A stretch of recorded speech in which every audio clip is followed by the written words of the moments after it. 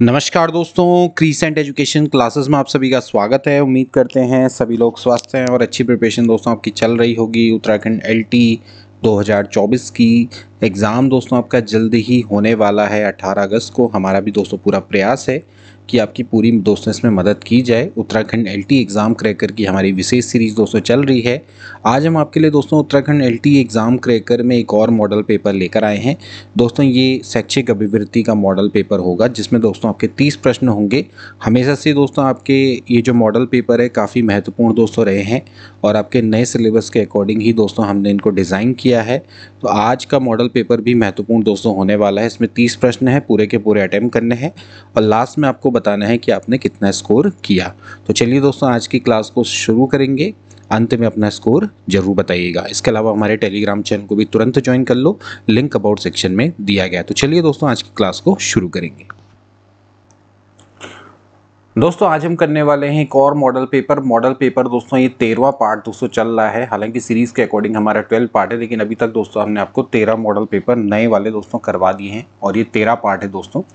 तो देखिए दोस्तों आपका पहला प्रश्न है। सबसे पहला प्रश्न दोस्तों आपका आईसीटी पर दोस्तों आधारित कंप्यूटर सहायक अनुदेशन का दोस्तों अपने प्रकार नहीं है, वो आपने बताना है। तो देखिए सूचनात्मक कंप्यूटर सहायक अनुदेशन, ट्यूटोरियल प्रकार का कंप्यूटर सहतत्व अनुदेशन, शैक्षिक खेल के प्रकार का अनुदेशन या फिर रूढ़िबद्ध अनुदेशन। तो आपने बताना है कि इनमें से दोस्तों आपका कौन सा नहीं है। कंप्यूटर सहायक अनुदेशन का एक टाइप नहीं है, ठीक है ना। कंप्यूटर एडेड इंस्ट्रक्शन CAI का टाइप्स नहीं है। So informative computer aided instruction, tutorial types of computer aided instruction, educational game types of instruction या फिर stereotypical instruction. So what is the right option दोस्तों? इसका राइट ऑप्शन हो जाएगा option number D, यानी कि स्टीरियोटाइपिकल इंस्ट्रक्शन यानी कि रूढ़िबद्ध अनुदेशन दोस्तों आपका कोई नहीं होता है। बाकी देखिए कंप्यूटर जो सहायक अनुदेशन है आप विभिन्न रूपों में दोस्तों इसका प्रयोग कर सकते हैं। एज अ सूचनात्मक कंप्यूटर सहायक अनुदेशन या फिर आप इसको इंक्वायरी मोड में भी कह सकते हैं। इसके अलावा प्रैक्टिस मोड में भी इसका यूज़ कर सकते हैं, अभ्यास रूप में ट्यूटोरियल प्रकार का कंप्यूटर सहतत्व अनुदेशन। ओके, इसके अलावा ट्यूटोरियल मोड में जैसे हम बात कर रहे हैं, इसके अलावा गेम मोड में भी दोस्तों जैसे कि खेल रूप में भी शैक्षिक खेल के प्रकार का अनुदेशन, इन सभी में दोस्तों इनका प्रयोग हो सकता है, ठीक है।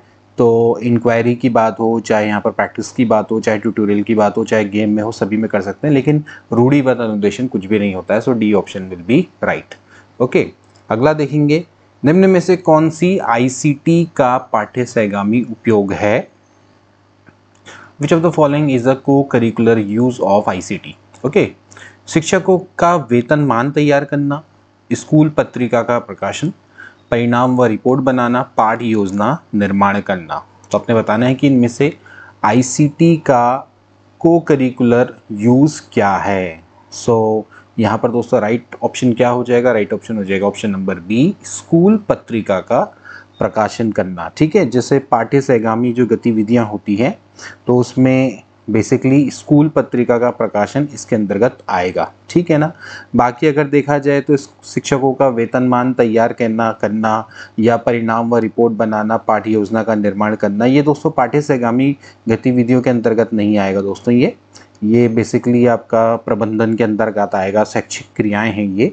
तो इसका दोस्तों आपका सही ऑप्शन दोस्तों क्या होना चाहिए? स्कूल पत्रिका प्रकाशन ही इसका राइट ऑप्शन होना चाहिए। अगला क्वेश्चन देखेंगे दोस्तों, कंप्यूटर सहायक अनुदेशन की खोज किस वर्ष हुई थी?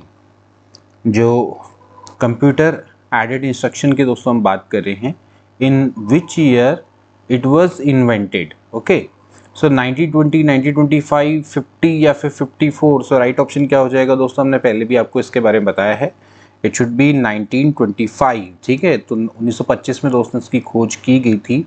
सिडनी प्रेसी इनके द्वारा सर्वप्रथम कंप्यूटर सहायक अनुदेशन का प्रयोग किया गया।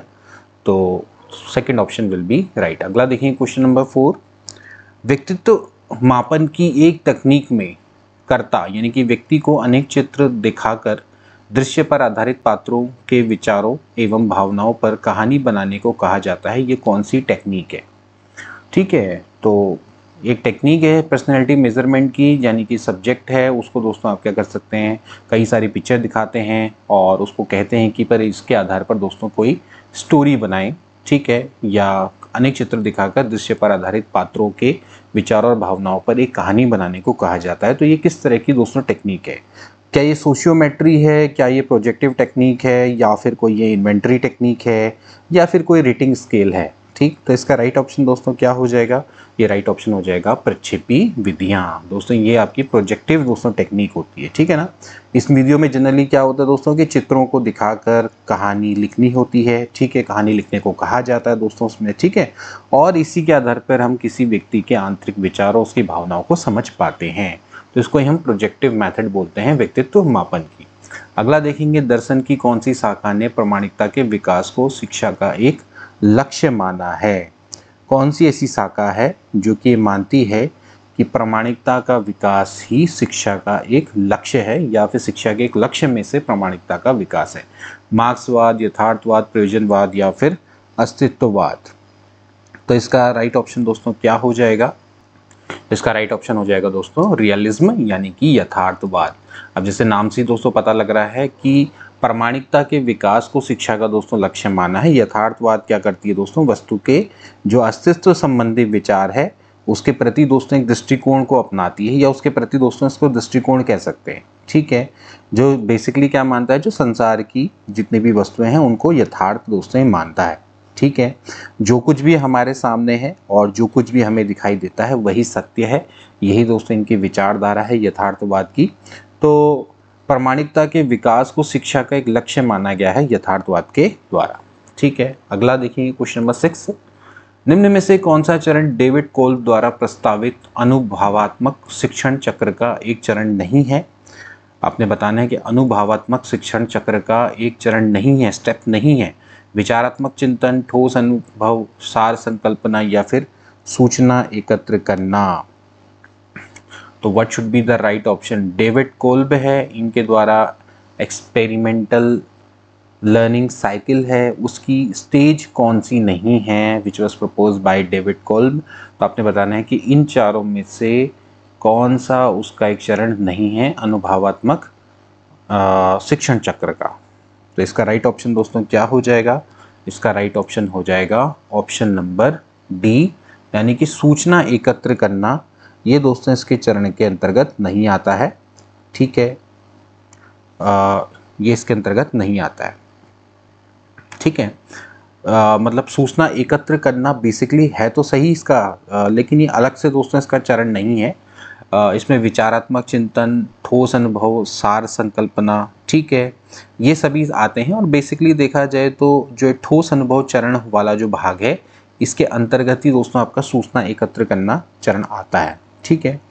अब ठोस अनुभव चरण का मतलब क्या होता है दोस्तों कि जिसमें जो भी शिक्षार्थी होता है वो अपने अनुभव के बारे में जानकारी इकट्ठा करते हैं।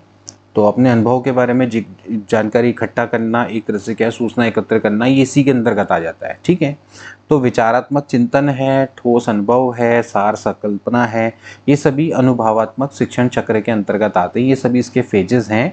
सूचना एकत्र करना कोई अलग से इसका कोई चरण नहीं है, ये ठोस अनुभव के अंतर्गत ही आता है। ठोस अनुभव के अंतर्गत हम क्या करते हैं कि अपने अनुभव के बारे में जानकारी इकट्ठा करते हैं, तो सूचना एकत्र करना इसी के अंतर्गत आ जाता है। तो इस हिसाब से डी ऑप्शन क्या हो जाएगा? राइट हो जाएगा। अगला देखेंगे क्वेश्चन नंबर 7, राष्ट्रीय शिक्षा नीति के घोषित उद्देश्यों के अनुसार मूल्यांकन पैटर्न के संदर्भ में परख का फोकस क्या है?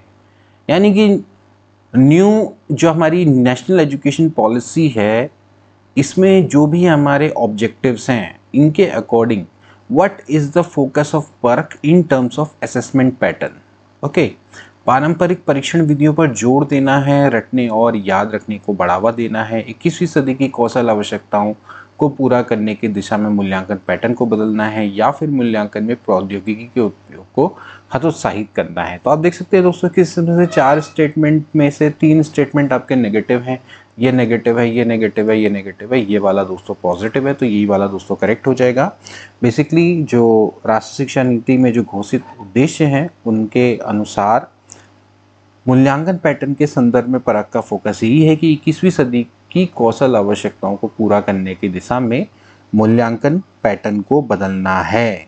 ठीक है, इसमें रटना और याद रखने की बजाय क्या है कि छात्रों का समग्र विकास करना है। ठीक है, उनके समग्र विकास का मूल्यांकन करना है। ठीक है, निरंतर मूल्यांकन करना है, व्यापक मूल्यांकन करना है। ठीक है, और इस तरह से जो प्रौद्योगिकी है उसके उपयोग को भी बल देना है। मूल्यांकन में कह रहे हैं कि टेक्नोलॉजी का प्रयोग को हतोत्साहित करो, डिस्करेज नहीं करना, उसको इनकरेज करना है। इसके अलावा पारंपरिक नहीं, जो नई जो टीचिंग एडवांस साइंटिफिक परीक्षण विधियां हैं उनका यूज करना है। ठीक है, ना कि पुरानी मेथड्स का।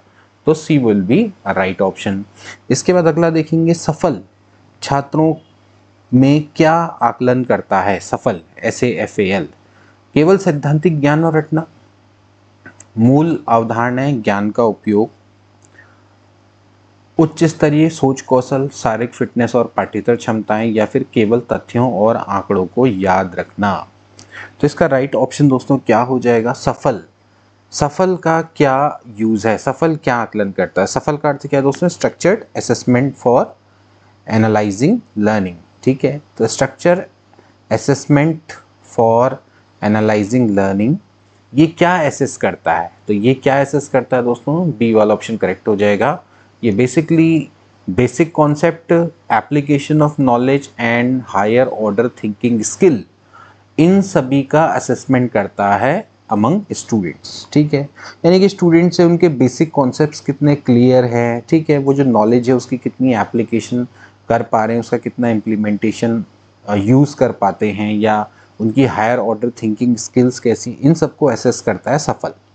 ठीक, तो छात्रों में मूल अवधारणाओं, ज्ञान का अनुप्रयोग, ठीक है, उच्च स्तरीय सोच कौशल का जो आकलन है वो सफल के द्वारा किया जाता है। ठीक है, बेसिकली सफल का मेन मोटिव क्या है कि जो जितने भी आप फैक्ट्स है या फिर जो जितना भी डेटा है उसको केवल याद ना रखने की बजाय पर उनकी जो बेसिक कॉन्सेप्ट्स हैं, जो अवधारणाएं हैं पीछे की, उनको याद रखना है, उनको समझना है, उस पर ये दोस्तों ज़्यादा केंद्रित है। अगला देखेंगे क्वेश्चन नंबर 9, KGVB का लक्ष्य किस विशिष्ट समूह के छात्रों को शिक्षा प्रदान करना है। KGVB यानी कि कस्तूरबा गांधी बालिका विद्यालय, इसका लक्ष्य किस विशिष्ट समूह के छात्रों को शिक्षा प्रदान करना है।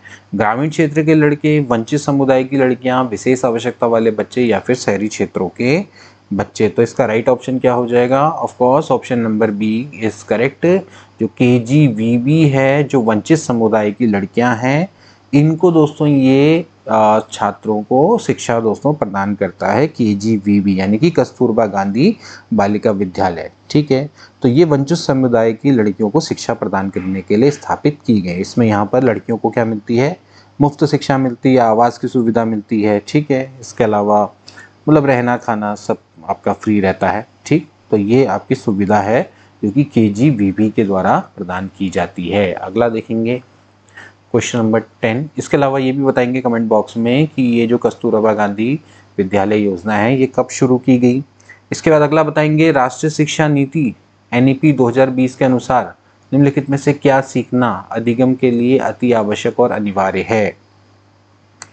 खेल और शारीरिक स्वास्थ्य, बुनियादी साक्षरता और संख्या ज्ञान, संख्यात्मकता, गणन कौशल विकसित करना, या फिर सभी के लिए शिक्षा। So according to national education policy 2020, which of the following is essential and mandatory for learning? Sports and physical health, basic literacy and numeracy, and developing numeracy skill, या फिर education for all। So क्या इसका दोस्तों right option होना चाहिए। इसका right option दोस्तों क्या हो जाएगा, इसका राइट ऑप्शन हो जाएगा बुनियादी साक्षरता और संख्या ज्ञान। ठीक है, यानी कि बेसिक लिटरेसी एंड न्यूमेरेसी ये आपकी आनी चाहिए। According to new education policy ये दोस्तों आपकी एसेंशियल है, आवश्यक है और अनिवार्य है लर्निंग के लिए, यानी कि बुनियादी साक्षरता और संख्या का जो ज्ञान है वो अति आवश्यक है लर्निंग के लिए और ये अनिवार्य भी है। ठीक है, तो ये दोस्तों NEP 2020 में बुनियादी साक्षरता और संख्यात्मकता या संख्या ज्ञान को दोस्तों क्या दिया गया है, महत्व दिया गया है, और ये माना गया है कि सीखने और अधिगम के लिए ये अति आवश्यक है और अनिवार्य है। ठीक है, ये आप ध्यान में रखेंगे, ठीक है ना। क्योंकि बेसिकली आप जानते हैं कि बुनियादी साक्षरता क्यों आवश्यक है, क्योंकि आपको पता है कि सभी अगर आपको आगे शिक्षा ग्रहण करनी है तो उसके लिए आपको बेसिक लिटरेसी तो आपकी होनी चाहिए, ठीक है। तो सभी शिक्षा का दोस्तों आधार है। अन्य विषय सीखने में भी दोस्तों इससे मदद हमको मिलती है, ठीक है।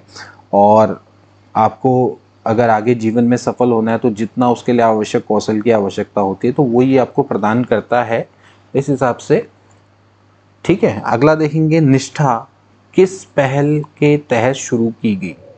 मध्याह्न भोजन योजना, राष्ट्रीय माध्यमिक शिक्षा अभियान, समग्र शिक्षा अभियान या फिर सर्व शिक्षा अभियान। तो ये किसके तहत दोस्तों ये स्टार्ट किया गया? निष्ठा, national initiative for school heads and teacher holistic advancement. निष्ठा ये क्यों शुरू किया गया? तो ये किसके तहत शुरू किया गया दोस्तों? ये समग्र शिक्षा अभियान के तहत में शुरू किया गया निष्ठा, ठीक है। तो निष्ठा क्या है? बेसिकली शिक्षकों की क्षमताओं को विकसित करने के लिए, शिक्षा की गुणवत्ता यानी कि क्वालिटी में सुधार करने के लिए, ठीक है। छात्रों के जो सीखने के परिणाम हैं या जो उनके रिजल्ट हैं उनमें सुधार करने के लिए दोस्तों निष्ठा को शुरू किया गया है, ठीक। तो ये जो निष्ठा है वो किसके तहत में दोस्तों शुरू किया गया है? ये समग्र शिक्षा अभियान, इसके तहत में दोस्तों इसको शुरू किया गया है, तो निष्ठा। अगला देखेंगे क्वेश्चन नंबर 12, राष्ट्रीय ज्ञान आयोग का गठन किस वर्ष हुआ था? राष्ट्रीय ज्ञान आयोग, सभी दोस्तों जानते हैं राष्ट्रीय ज्ञान आयोग, इसका गठन दोस्तों कब किया गया था? तो इसका राइट ऑप्शन दोस्तों क्या होगा? राष्ट्रीय ज्ञान आयोग का जो गठन है दोस्तों कब किया गया था? दोस्तों ये किया गया था 2005 में, ठीक है। 2005 में दोस्तों इसका गठन किया गया था। कब दोस्तों किया गया था? ये किया गया था जून 2005 में, ठीक है। 13 जून उस समय पर जो प्रधानमंत्री कौन थे? मनमोहन सिंह थे। तो उनके द्वारा दोस्तों उसके समय पर दोस्तों इसका गठन किया गया था। सैम पैत्रोदा इसके अध्यक्ष थे, नेशनल नॉलेज कमीशन, ठीक है।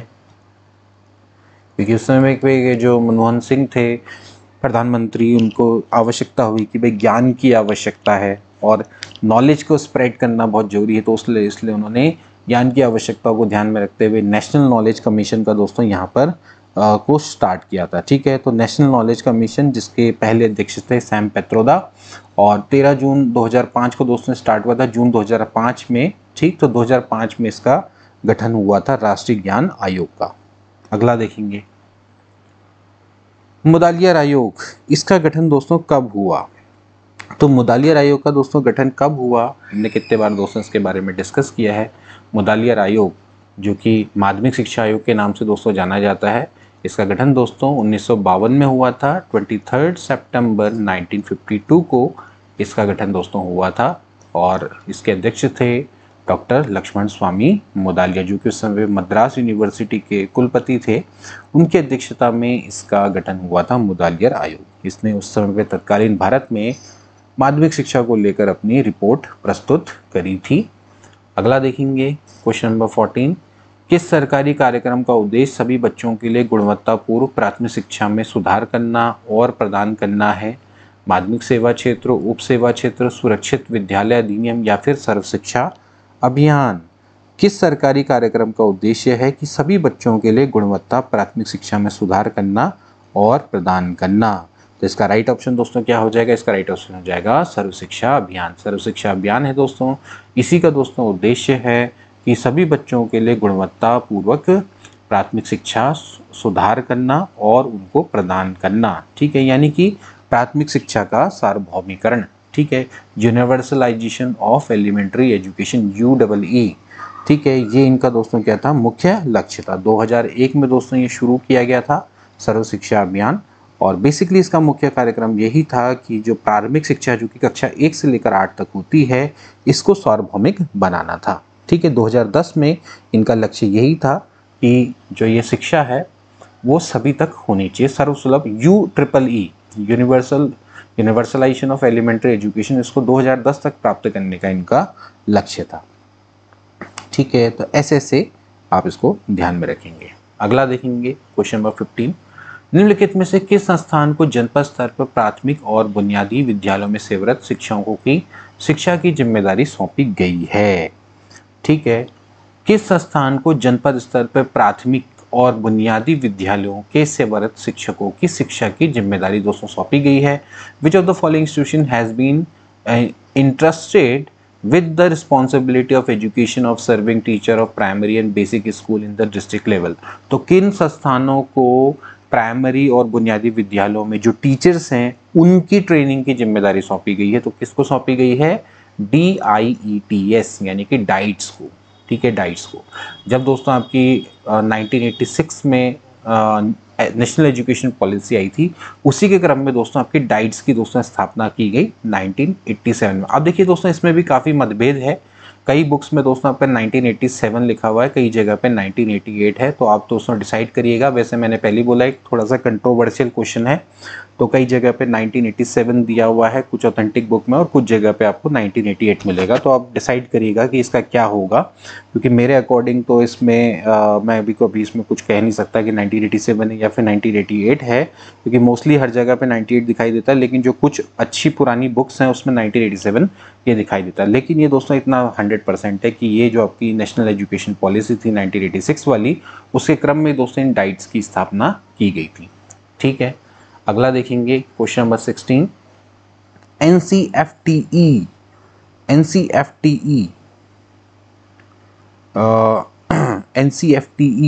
2009 के अनुसार निम्नलिखित में से कौन सी अनुशंसा शिक्षक शिक्षा के संदर्भ में सही नहीं है? ठीक, NCFTE के संदर्भ में दोस्तों आपने बताना है कि अनुसार 2009 के अनुसार national curriculum framework for teachers education NCFTE, ठीक, 2009 है ये। इसके अनुसार अनुशंसा, कौन से अनुशंसा शिक्षक शिक्षा के संदर्भ में सही नहीं है? विद्यालय पाठ्यचर्या, पाठ्यवस्तु और पाठ्यपुस्तक का आलोचनात्मक परीक्षण, भावी शिक्षकों के ज्ञान निर्माण हेतु क्षेत्र अनुभव में संलग्न कर मदद करना, मनोसामाजिक गुणों को समझने के लिए विद्यार्थियों को सिद्धांतों के माध्यम से पढ़ाना, आत्मचिंतन द्वारा चेतना और सूक्ष्म मानवीय संवेदनाएं विकसित करने में शिक्षकों की मदद करना।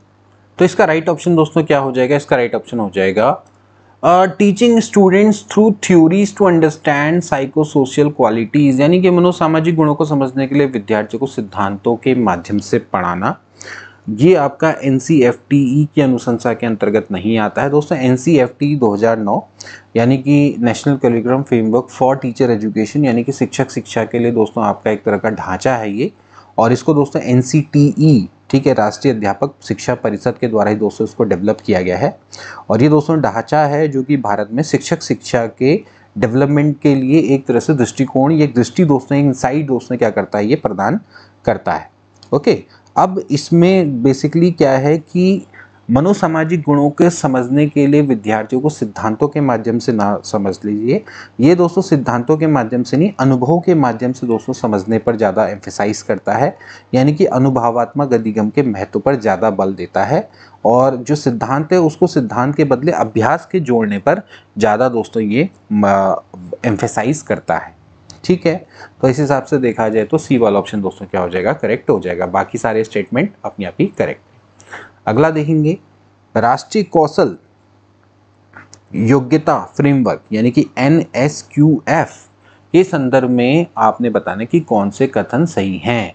NSQF के अधीन शिक्षार्थी सक्षमता का प्रमाण पत्र केवल औपचारिक शिक्षा के माध्यम से ही प्राप्त कर सकता है, यानी कि NSQF के अंदर जो भी सर्टिफिकेट मिलेगा कॉम्पिटेंसी का, वो केवल फॉर्मल एजुकेशन के थ्रू ही मिलेगा। NSQF के क्रियान्वयन का एक प्रत्याशित परिणाम व्यावसायिक और सामान्य शिक्षा के मध्य संचरण है, यानी कि N expected outcome of implementation of NSQF is a convergence between vocational and general education. So what should be the right option? इसका राइट ऑप्शन दोस्तों क्या हो जाएगा? इसका राइट ऑप्शन हो जाएगा option number b. Option number b is the correct. ठीक है, बी वाला दोस्तों इसका करेक्ट हो जाएगा।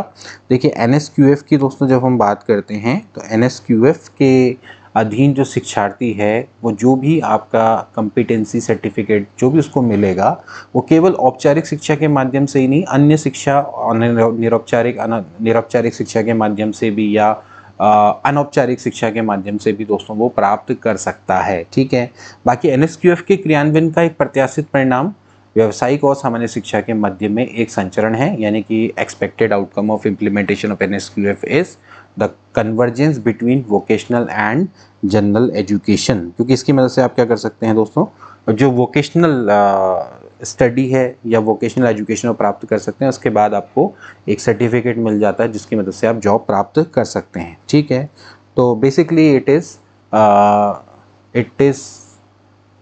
The convergence between vocational and general education. ठीक, तो इस हिसाब से आपका बिल्कुल करेक्ट हो जाएगा। ठीक, सो इसमें option number 2 is the only correct option.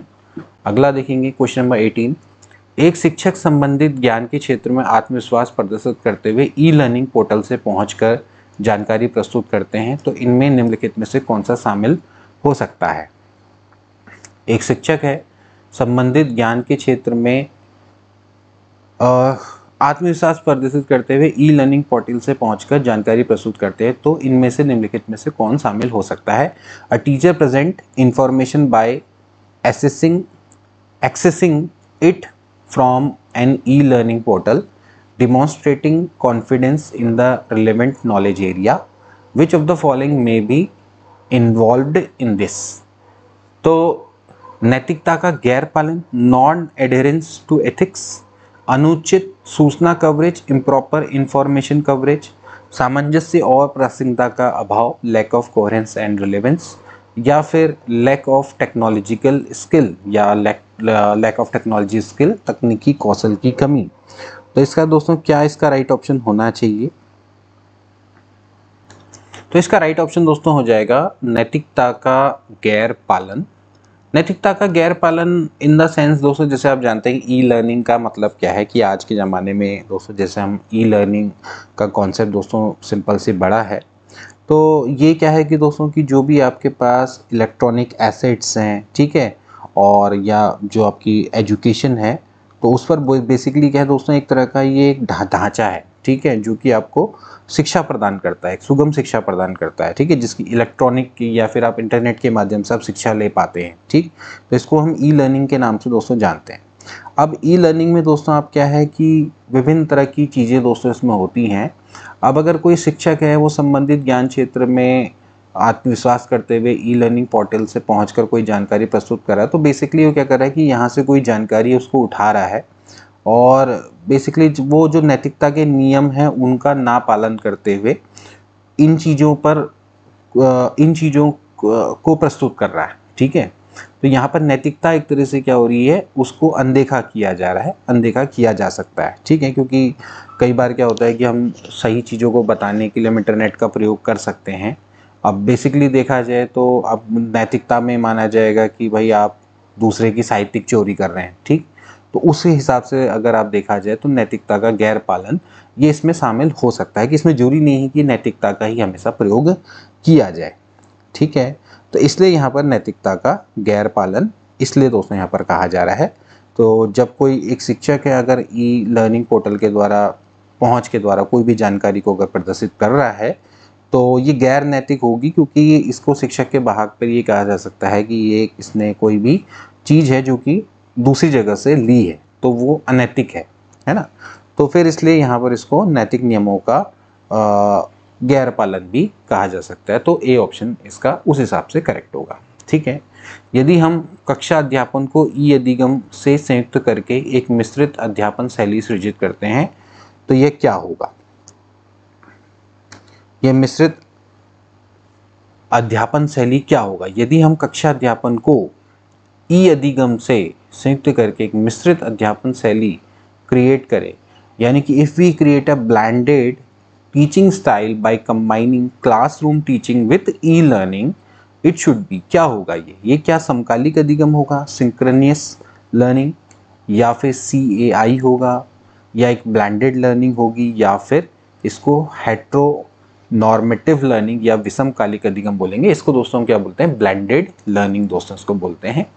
ठीक है, यानी कि हम कक्षा अध्यापन को हम ई अधिगम से भी ई लर्निंग से हम क्या कर रहे हैं दोस्तों, संयुक्त करके एक कंबाइंड क्लासरूम टीचिंग कर रहे हैं। ठीक है, तो बेसिकली इसको हम क्या बोलते हैं, इसको हम ब्लेंडेड लर्निंग दोस्तों इसको बोलते हैं। ठीक है, तो बेसिकली क्या है कि कभी भी आप ई अधिगम से संयुक्त करके एक मिश्रित अध्यापन शैली को सृजित करना ही दोस्तों क्या कहलाता है, मिश्रित अधिगम के रूप में इसको जाना जाता है। ठीक है, इस तरह से दोस्तों हम इसको डिफाइन कर सकते हैं। तो मिश्रित शिक्षण दोस्तों बेसिकली क्या है कि आपने एक परंपरागत जो शिक्षण है उसको अपने ई लर्निंग के माध्यम से दोस्तों इसको थोड़ा सा ब्लेंड कर देना है, मतलब समझ रहे हैं ना कि मिश्रण दोस्तों आपने करना है, तो इसलिए इसको मिश्रित अधिगम के नाम से भी जाना जाता है। ठीक है, जो आपकी पारंपरिक हमारी आमने सामने की जो टीचिंग पद्धति है उसको हमने बेसिकली क्या करना है, ऑनलाइन शैक्षिक सामग्री और जो हमारा इंटरनेट है उसके माध्यम से ऑनलाइन गतिविधि से जोड़ दो, तो फिर वो क्या बन जाएगा, अपने आप ही मिश्रित शिक्षण दोस्तों बन जाएगा। ओके, अगला देखेंगे, वीडियो कॉन्फ्रेंस कॉल सेट करने के लिए निम्नलिखित चरणों को व्यवस्थित करिए। मीटिंग का समय निर्धारित करें, प्रतिभागियों को निमंत्रण भेजें, वीडियो कॉन्फ्रेंसिंग प्लेटफॉर्म का चयन करें, ऑडियो और वीडियो उपकरण का परीक्षण करें।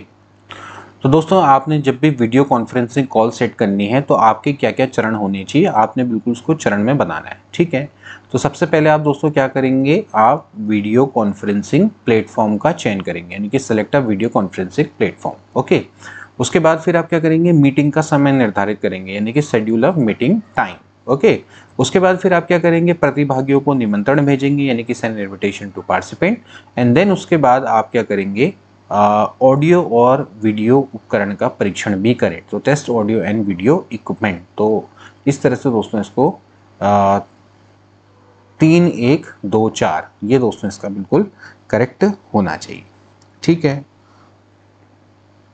तो इस तरह से बी वाला ऑप्शन इसका क्या हो जाएगा, राइट हो जाएगा। ठीक है, तो सबसे पहले आप क्या करेंगे दोस्तों, वीडियो कॉन्फ्रेंसिंग प्लेटफॉर्म का चयन करेंगे, क्योंकि सही प्लेटफॉर्म का चयन आवश्यक होता है। ओके, इसके बाद फिर आप क्या करेंगे, मीटिंग का क्या समय होना चाहिए, आपका दूसरा चरण है। ठीक, तो आपको मीटिंग का समय यहाँ पर निर्धारित करना होगा ताकि जितने प्रतिभागी हैं वो एक समय पर उपलब्ध हो सकें। फिर इसके बाद आप क्या करेंगे, निमंत्रण भेजेंगे, तो इसमें निमंत्रण भेजेंगे मीटिंग विवरण के संग, ताकि सभी प्रतिभागी हैं वो क्या कर सके, एक साथ शामिल हो सकें। ठीक है, एंड देन उसके बाद आप क्या करें कि ऑडियो वीडियो उपकरण का भी परीक्षण कर लें, क्योंकि जो भी उपकरणों का परीक्षण है तो इस समय पर आपको ये देखना होगा कि कभी कोई वास्तविक जब आप मीटिंग ले रहे हैं तो उस दौरान कोई भी समस्या ना हो, कोई भी आपकी टेक्नोलॉजी से रिलेटेड कोई भी समस्या उत्पन्न ना हो। अगला देखिए क्वेश्चन नंबर 21, निम्नलिखित में से कौन सा एक रेडियो लिंक के संग टेलीफोनिक कॉन्फ्रेंसिंग पूरे विश्व में बहुत लोकप्रिय है।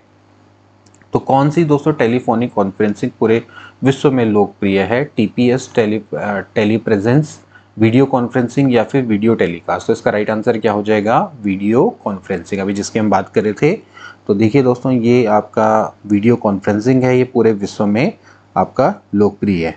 ठीक है, तो टेलीफोनिक कॉन्फ्रेंसिंग बेसिकली इसको हम क्या बोलते हैं, टेली कॉन्फ्रेंसिंग के रूप से भी दोस्तों इसको जाना जाता है, या बेसिकली इसको आप क्या कह सकते हैं, टेली कम्युनिकेशन के माध्यम से मिलना। ठीक, तो टेलीफोनिक कॉन्फ्रेंसिंग में जनरली आप क्या करते हैं, 2 या 2 से अधिक लोग आपस में क्या करते हैं, जुड़ जाते हैं। ठीक, तो इसमें आप क्या करते हैं, रेडियो लिंक का जनरली प्रयोग करते हैं। तो वीडियो कॉन्फ्रेंसिंग इसमें क्या है, सबसे ज़्यादा आज के ज़माने में सबसे ज़्यादा लोकप्रिय है, तो वीडियो कॉन्फ्रेंस इसका राइट ऑप्शन हो जाएगा। अगला देखिए क्वेश्चन नंबर 22, ईमेल प्राप्त करने के लिए निम्न में से किस प्रोटोकॉल का उपयोग किया जाता है। तो ईमेल प्राप्त करने के लिए आप किसका दोस्तों प्रयोग करते हैं, ईमेल प्राप्त करने के लिए आप POP3 इसका दोस्तों आप प्रयोग करते हैं। ठीक है, तो ईमेल संचार के पीछे का दोस्तों जो प्राइमरी कंपोनेंट होता है इसको हम क्या बोलते हैं, POP। ठीक है, POP का मतलब हो गया पोस्ट ऑफिस नयाचार। ठीक है, तो एक प्रकार का दोस्तों क्या है, ये कंप्यूटर नेटवर्किंग और इंटरनेट मानक नयाचार है। ठीक, तो इस तरह से आप इसको समझ सकते हैं। तो POP प्रोटोकॉल का दोस्तों यहाँ पर प्रयोग किया जाता है, POP3 इस प्रोटोकॉल का प्रयोग किया जाता है।